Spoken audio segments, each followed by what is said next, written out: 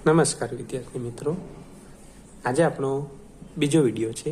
પહેલા વિડીયોમાં આપણે જોઈ ગયા હતા કે એક બે સમાન કામ કરતા હોય તો કઈ રીતે દાખલો ગણવાનો, બે અલગ અલગ કામ કરતા હોય તો કઈ રીતે દાખલો ગણવાનો।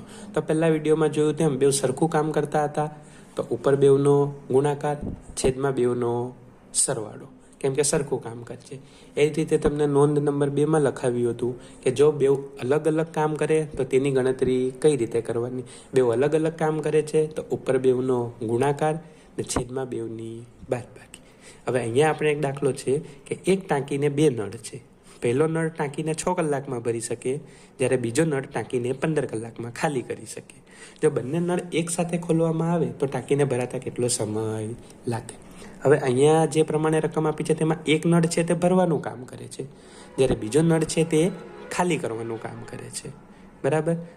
તો આપણે જોયું તેમ બેવનું કામ કેવું છે, વિરુદ્ધ કામ છે। એક ભરવાનું કામ કરે, એક ખાલી કરવાનું કામ કરે। તો આમાં કઈ રીતે દાખલો ગણવાનો, તો ઉપર બેવનો ગુણાકાર છેદમાં બેવની બાદબાકી, બરાબર। તો આમાં છે પહેલો છે 6, એક નળ છે તે 6 કલાકમાં ભરી શકે છે, જ્યારે બીજો નળ છે તે 15 કલાકમાં ખાલી કરે છે। તો ઉપર બેવનો ગુણાકાર આવી ગયો, છેદમાં બેવની બાદબાકી। કેમ બાદબાકી, કે બેવ કામ કેવું કરે છે, અલગ અલગ। તો 15 - 6, હવે 15 6 ગુણ્યા 15 છેદમાં 15માંથી 6 જાય તો 9।